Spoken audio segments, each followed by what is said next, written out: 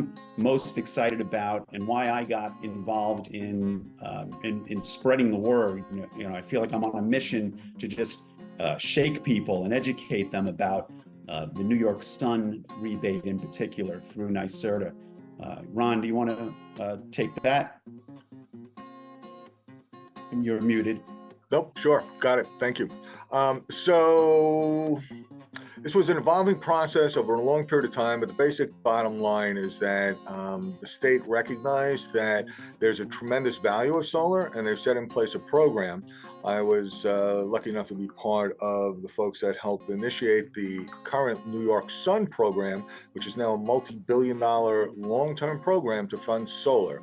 In the Con Ed territory, in particular in Westchester, one of the things that the state recognized is that as we phased out the Indian Point 2 nuclear power plant, which was 2,000 megawatts worth of electricity, that we needed to come up with a quick source of replacing that power, especially during the peak times when New York gets close to blackouts. If we have too much demand, people need electricity to cool their buildings, their homes, their workplaces. What happens is that we start stressing the grid, and eventually we can get brownouts and blackouts.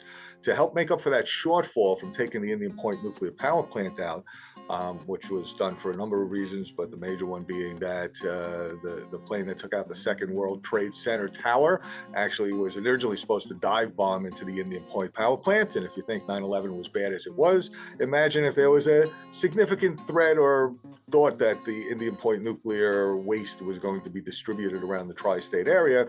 You can imagine what things would be like. So based on that, the governors over time took out Indian Point, which made a lot of sense from an environmental and consumer protection and resident protection and economic protection basis, but nonetheless made us now short on electricity, especially during peak powers. So the reason why the New York Sun program is so aggressive in Con Ed territory is that the fastest way to bring on new generation is to build solar on site, because you can do that within a year or two. If you're building a new power plant, it's 5 to 10 years or longer. If you're building transmission lines, which we're doing, it's also at least 3 to 7 years worth of time.